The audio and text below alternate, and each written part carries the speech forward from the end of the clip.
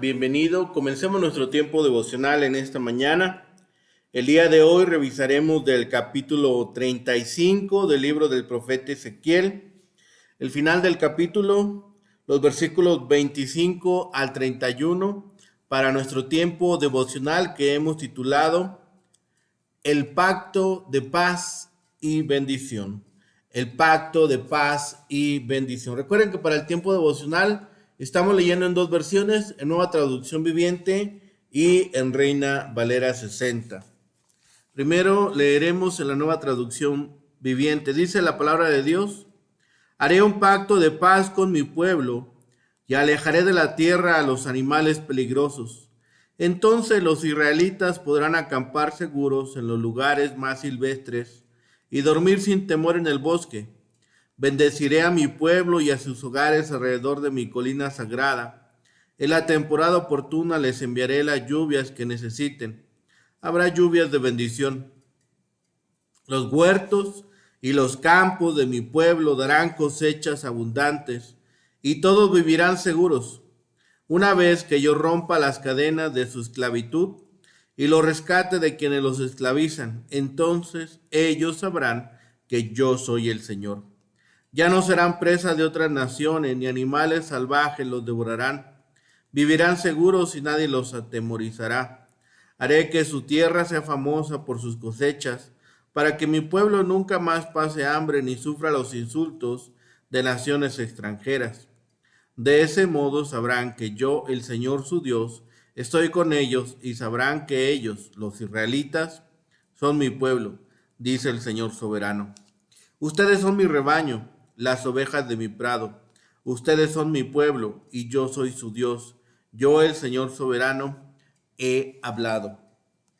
La misma porción, el final del capítulo 34, versículos 25 al 31, en Reina Valera 60, dice la palabra: Y estableceré con ellos pacto de paz y quitaré de la tierra las fieras, y habitarán en el desierto con seguridad, y dormirán en los bosques, y daré bendición a ellas y a los alrededores de mi collado, y haré descender la lluvia en su tiempo. Lluvias de bendición serán, y el árbol del campo dará su fruto, y la tierra dará su fruto, y estarán sobre su tierra con seguridad, y sabrán que yo soy Jehová, cuando rompa las coyundas de su yugo y los libre de mano de los que se sirven de ellos.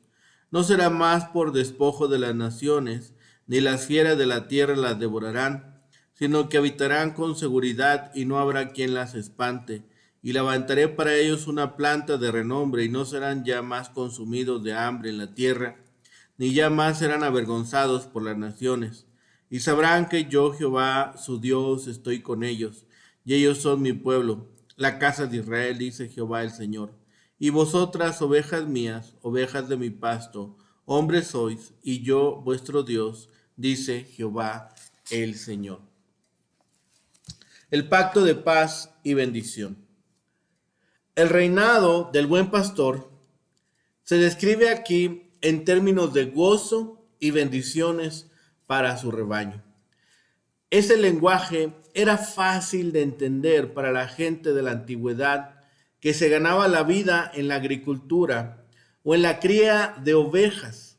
Las condiciones ideales para ellos incluían que no hubiera fieras que atacaran a los rebaños ni a los pastores, que lloviera en la estación apropiada, de modo que la tierra fuera productiva, que los campos y los huertos quedaran libres de los agresores que pudieran destruir y robar, y que no los dominaran potencias extranjeras que les exigieran los productos de las tierras. Esa descripción nos recuerda el tiempo en que esas condiciones existieron en el Edén.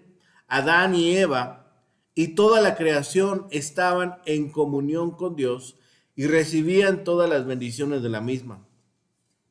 El papel del príncipe pastor David, el Mesías, sería el de llevar al pueblo de vuelta al pacto de paz. Sería una restauración de la gente a las condiciones edénicas de nuestros primeros padres. Para la mayoría de nosotros que no somos ni agricultores ni pastores, el ideal de la vida en comunión con Dios y bajo sus bendiciones se podría describir en términos diferentes a los que se mencionan aquí. No obstante, lo que Ezequiel quiere destacar es evidente: bajo el reinado del Mesías se restaurarían todas las cosas al estado de perfección. Cuando Jesucristo vino a nuestro mundo, la gente no le permitió que fuera su príncipe pastor, lo rechazó. Su sociedad no cambió porque fueron pocos en ella los que vivieron apegados a Dios en arrepentimiento y fe. Hoy sucede lo mismo. Si todos los miembros de nuestra sociedad fueran seguidores del Rey Pastor y llevaran la vida de lealtad para con Él, entonces podríamos ver en torno nuestro el reflejo del Edén. Sin embargo, ese no es el caso. Tendremos que esperar hasta que seamos llevados de este mundo plagado de pecado para poder experimentar la perfección. Allí todos seguirán perfectamente a Jesús, su pastor, rey y Mesías. Allá habrá lluvias abundantes, árboles y cosechas productivas. No habrá fieras que pongan en riesgo la seguridad, ni yugo, ni esclavitud que nos prive de la libertad. O para decirlo de otra manera, ya no habrá más muerte, ni habrá más llanto, ni clamor, ni dolor, porque las primeras cosas pasaron. Apocalipsis 21:4. Así que el cuidado de Dios y su protección traerá paz a su pueblo. Él dice: estableceré con ellos pacto de paz. Israel va a experimentar la paz que siempre ha anhelado. Se eliminará la inseguridad que provoca la desolación, las fieras y otras naciones y el clima impredecible. La tierra gozará de paz y prosperidad.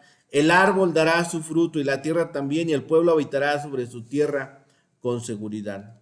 El pacto de paz con Dios anticipa las bendiciones que Israel experimentará en el milenio. Este pacto restablecerá a Israel en su tierra permanentemente, y David será su pastor. Más adelante Ezequiel declara que el pacto de paz también implica la reconstrucción del templo de Dios como recordatorio visible de su presencia. Dios restaurará a Israel por causa de su singular relación con él. Y vosotras, ovejas mías, ovejas de mi pasto, hombres sois, y yo vuestro Dios.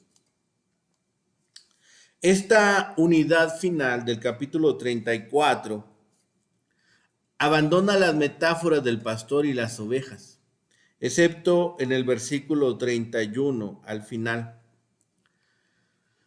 El tema de esta unidad final es el futuro idílico de Israel. El profeta pinta una imagen casi edénica de ese futuro en la el cual ya no habrá más animales salvajes que amenacen a la gente. La fecundidad de la tierra traerá gran generosidad para que el pueblo viva en paz y prosperidad. La transición de hablar sobre el futuro David a hablar sobre la prosperidad y la paz de la tierra puede parecer a los lectores contemporáneos un poco abruptas, pero antiguas tradiciones bíblicas y del cercano oriente asocian al rey con la bendición celestial. Se olvida la polémica contra los pastores con la que comenzó este capítulo. Lo que lo reemplaza es una promesa de bendición. Aunque esta promesa es similar a la de Levítico 26, 4 al 6, probablemente no haya una relación literaria directa entre los dos textos. El profeta estaba familiarizado con el lenguaje tradicional de la bendición y lo usa para ayudar a su pueblo a comprender su visión de futuro. El versículo final vuelve a aplicar la metáfora de las ovejas que domina una buena parte de este capítulo. También reinterpreta la forma típica del pacto que usa Ezequiel. Este versículo asegura que los lectores del profeta sabrán que su visión no era sobre el restablecimiento del dominio humano, sino que era una revelación de la determinación de Dios de ser una vez más el Dios de Judá y el Dios de Israel. Dios establece este pacto con su pueblo, un pacto de paz. Promete enviarles paz, prosperidad y bendición. Nunca más serán avergonzados por otras naciones. El cuadro que pinta se establecerá literalmente en el milenio.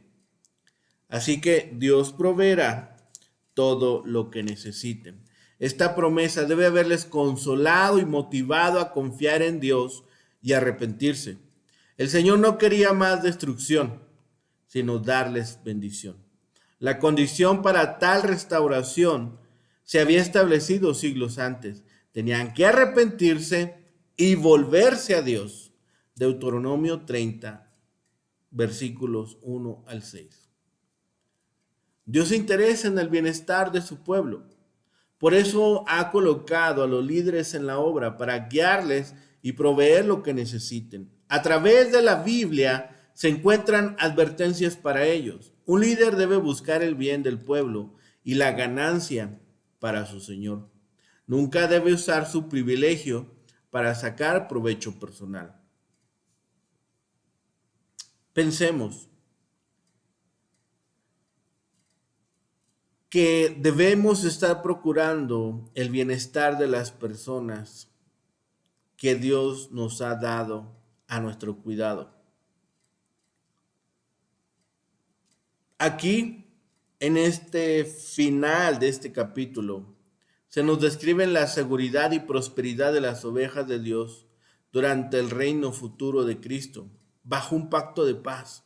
Habrá lluvias de bendición y una planta de renombre. La forma ideal de gobierno es una monarquía benéfica y absoluta con Cristo como Rey.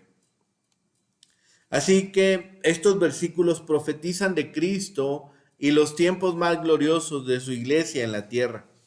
Bajo Él, como buen pastor, la iglesia será una bendición para todos los que la rodean.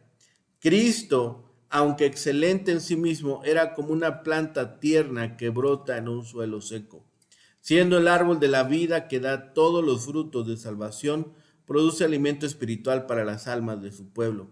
Nuestro deseo y oración constante debe ser que haya lluvias de bendición sobre todo lugar donde se predique la verdad de Cristo y que todos los que profesen el Evangelio sean llenos con frutos de justicia. Establecerá paz. Él será su Dios y ellos su pueblo. Los profetas y sacerdotes que habían fallado verían finalmente que Jesús no falla. Esta también es una profecía escatológica que parece estar empleando el lenguaje simbólico más que literal, algo común en el caso de Ezequiel. Aplicada a la iglesia, su cumplimiento puede verse como un proceso en 3 etapas, con implicaciones tanto espirituales como históricas. Las bendiciones y la prosperidad durante la era de la iglesia serán fundamentalmente de carácter espiritual. En el milenio y el mundo por venir, su cumplimiento tendrá tanto un sentido literal como espiritual, porque entonces seremos testigos de la lluvia de bendición, de una planta de renombre y la desaparición del hambre. Con su rebaño establecería Jehová un nuevo pacto, según cuyos términos el rebaño moraría con seguridad en la tierra. Por las referencias a los frutos del campo, vemos que la alegoría enseña la restauración del pueblo a su tierra, con la fructificación de ella en bien de los israelitas. Por cuanto se ha hablado del Mesías, vemos que la vista del profeta abarca también la era del Evangelio, y este pacto es típico del pacto eterno, el Nuevo Testamento, que Dios había de establecer con su pueblo. Dice, pondré a mi siervo David como pastor de las ovejas. Seré el Dios de ellas y David será su príncipe. Haré un pacto de paz con ellas. Ellas habitarán seguras. Serán rescatadas de esclavitud. Entonces sabrán que yo soy su Dios, que yo, su Dios, estoy con ellas y que ellas están conmigo. Ellas son mi pueblo. El mismo pasaje también hace referencia al pacto eterno de paz que el Señor hará con su pueblo.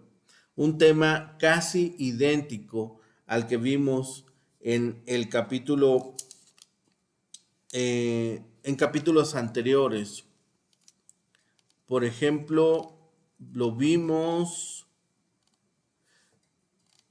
en el capítulo 11, versículos 20 y el capítulo 14, versículo 11. Es un tema que ya había revisado Ezequiel.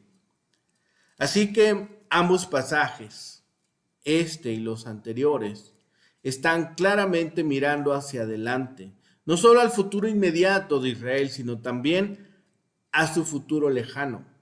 Dios hará paz y levantará un pastor para que les gobierne. La profecía trae una promesa de esperanza, pero aún si el pueblo de Dios fuese esparcido y oprimido, un día recibiría justicia. Los lectores del Nuevo Testamento verán ese día como el tiempo del regreso de Jesucristo, una promesa sellada por su primera venida, muerte y resurrección. Los que eran esclavos recibieron palabras de aliento a través de esta promesa de paz. Tendrían seguridad contra la agresión de las naciones extranjeras y las fieras. Tendrían lluvias de bendición con productividad y prosperidad y la certeza de que Jehová es el Dios de Israel y desea reunirse con su pueblo y tener una relación duradera construida bajo el nuevo pacto. Si bien ciertamente este párrafo comienza con una frase que parece extraña: haré que desaparezcan de la tierra las fieras dañinas, de modo que habiten seguros en el desierto. Sin embargo, para el pueblo que habitaba entre ruinas, ese era un aspecto especial. La ausencia de fieras indicaba que Dios estaría cuidando de su pueblo. La segunda característica del pacto es que gozarán de la bendición divina presentada por la presencia de la lluvia a su tiempo. Aunque el pastor mesiánico estará en medio de ellas, es Dios el Padre el que enviará las bendiciones. La presencia de lluvias en un contexto agrícola era señal de abundancia. Y seguramente la tercera promesa es la que tendría mayor cercanía en ese momento de su vida, ya que gozarían de seguridad. Un pueblo que vivía en abundancia era la tentación para las potencias para poder apropiarse de las mismas. De allí el profundo significado de la frase habitarán seguros. La palabra que se traduce seguro tiene el sentido básico de confianza y se usa para referirse a la seguridad que se encuentra en Dios. No deberían temer más alto al hambre como a la opresión que vendría de fuera.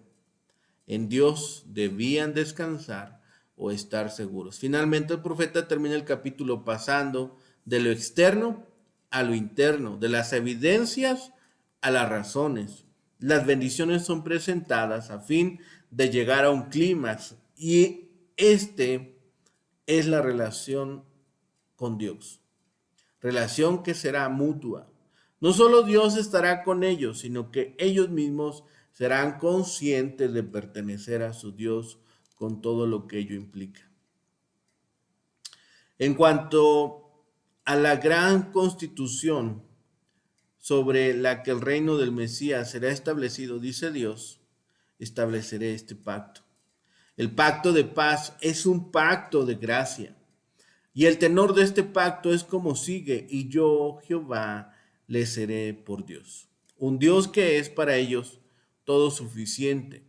Solo los que tienen al Señor Jesús por su Salvador tienen a Jehová por su Dios. En cuanto a los privilegios de los fieles súbditos de este reino del Mesías, estarán aquí expuestos en sentido figurado como bendiciones del rebaño.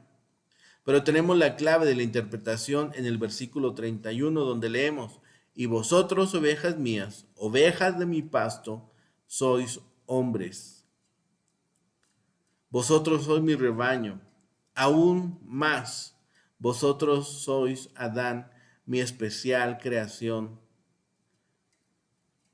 Disfrutarán de santa seguridad bajo la protección divina. Cristo, el grande y buen pastor, habrá quitado de la tierra las fieras, después de haber destruido el poder del diablo. Entonces podrán vivir seguros, no solo en los rediles, sino también en los campos, en el desierto, en los bosques, en cualquier lugar, porque ya no habrá fiera que les dañe, ya no habrá fiera que los devore. Por medio de Cristo, Dios libra a los suyos, no solo del temor a los peligros, sino del temor a ser atemorizados por nada. Disfrutarán de abundancia, de todas las cosas buenas, tanto materiales como espirituales. Nunca más serán consumidos de hambre en la tierra. Caerán sobre ellos lluvias de bendición, pues al haber sido levantada la maldición de la tierra, las cosechas abundantes serán una muestra de bendición que el cielo otorga a la tierra. No cabe duda que en el sentido literal es el concepto primario y los elementos espirituales son los que coronan esta promesa. Ambos sentidos están integrados en la referencia que a esto hace Pedro en Hechos 3, 19 y 20, pues los tiempos de refrigerio han de abarcar necesariamente ambos aspectos. Y lo mejor de todo, Dios hará de ellas, de las ovejas y de los alrededores de su collado, es decir, del monte Sión, una bendición. Los israelitas serán una gran bendición para todos los demás pueblos. Los que son benditos de Jehová han de procurar ser ellos mismos bendición para el mundo. El que es bueno ha de hacer el bien, dice Santiago. El que ha recibido un don, una gracia, ha de administrar de eso mismo a los demás. Ese es el propósito de Dios. Es lo que Dios busca que nosotros desarrollemos. Es lo que Dios desea para nosotros. Ese siempre ha sido el anhelo de nuestro Señor. Es muy interesante que la tierra y el pueblo de Israel vayan juntos en las Escrituras. Cuando están en la tierra y son bendecidos, eso significa que las personas están en una relación correcta con Dios. Llegará el día en que Israel ya no será presa de las naciones. Todavía lo son hoy, pero Dios dice, lo haré. Y cuando Él dice eso, lo va a hacer, lo va a cumplir, porque Dios siempre cumple sus palabras. El Señor también prometió hacer este convenio con Israel. Esta es una referencia probablemente al nuevo pacto que Dios prometió hacer con Israel en el futuro. Lo leímos en Jeremías 31, versículos 31 al 34. La palabra paz, shalom, se usa para describir la armonía que existe cuando se cumplen las obligaciones del pacto y la relación es sólida. No es un concepto negativo que implica ausencia de conflicto, preocupación o ruido, tal como lo usamos, sino un estado completamente positivo en que todo funciona bien.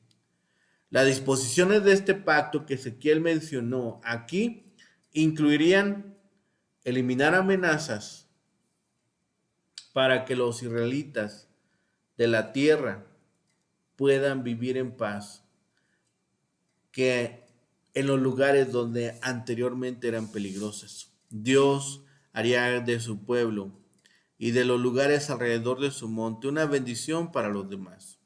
Las bendiciones estacionales de Dios sobre Israel, tanto sobre las personas como sobre la tierra, como la lluvia, y Él enviaría sus bendiciones en lluvias. Los árboles frutales darían abundancia y las frutas, verduras y flores proliferarían en la tierra. E incluso las plantas también estarían seguras.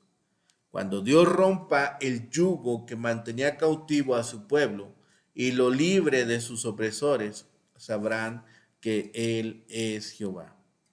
Así, los israelitas vivirían en completa seguridad, ya no serían presas.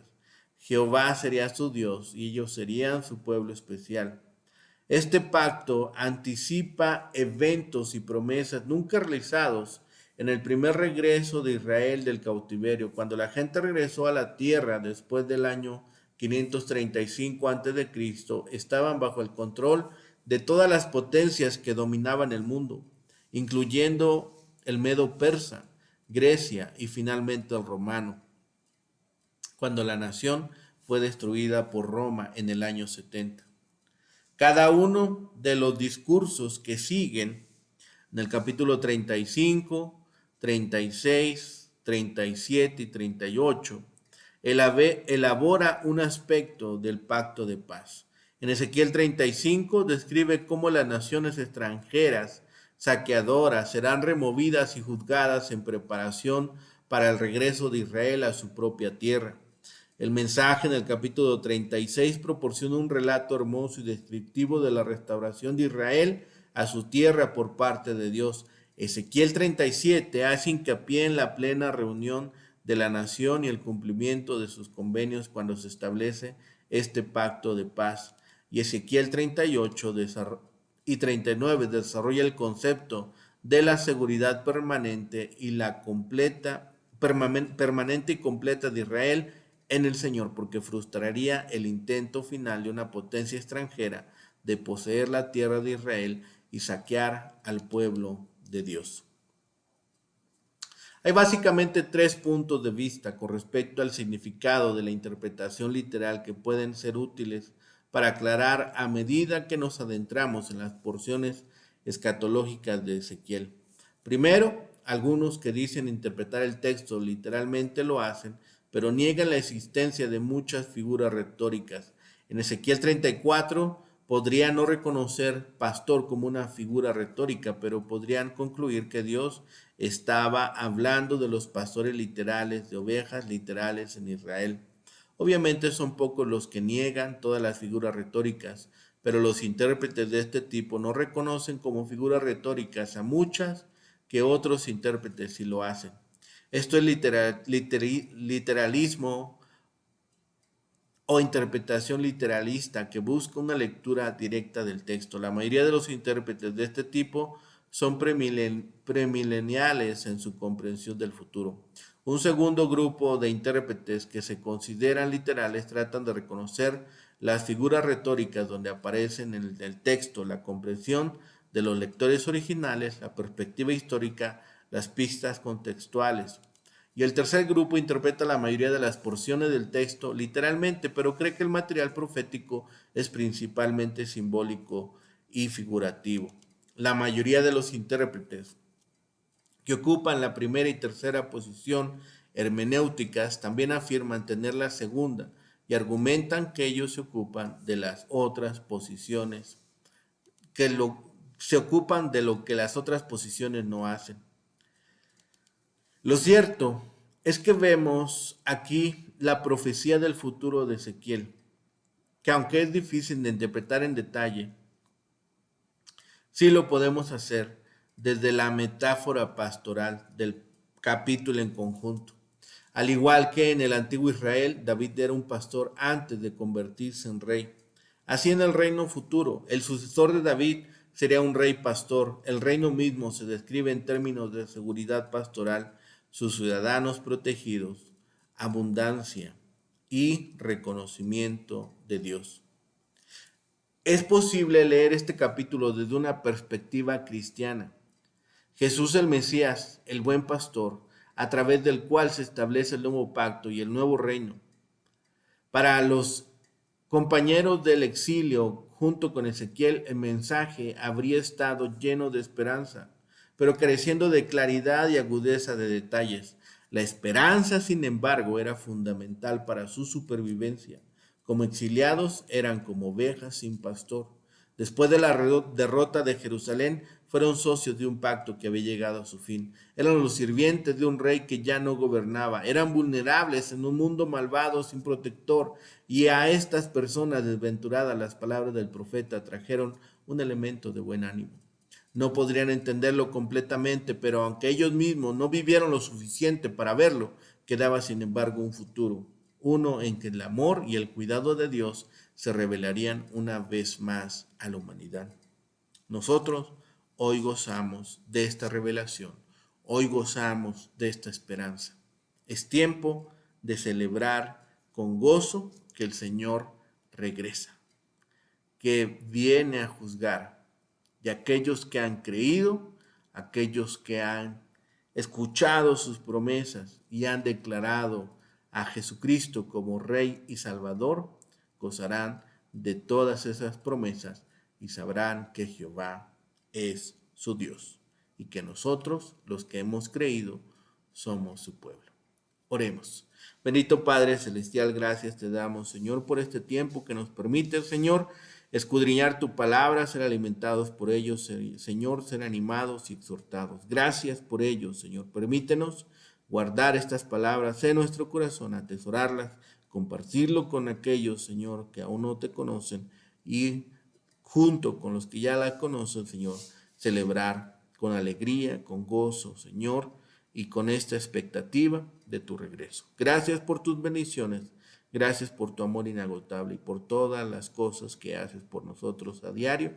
De todo te damos las gracias. En nombre de Cristo Jesús, Señor y Salvador nuestro. Amén. Que tengan excelente día. Que el Señor les bendiga.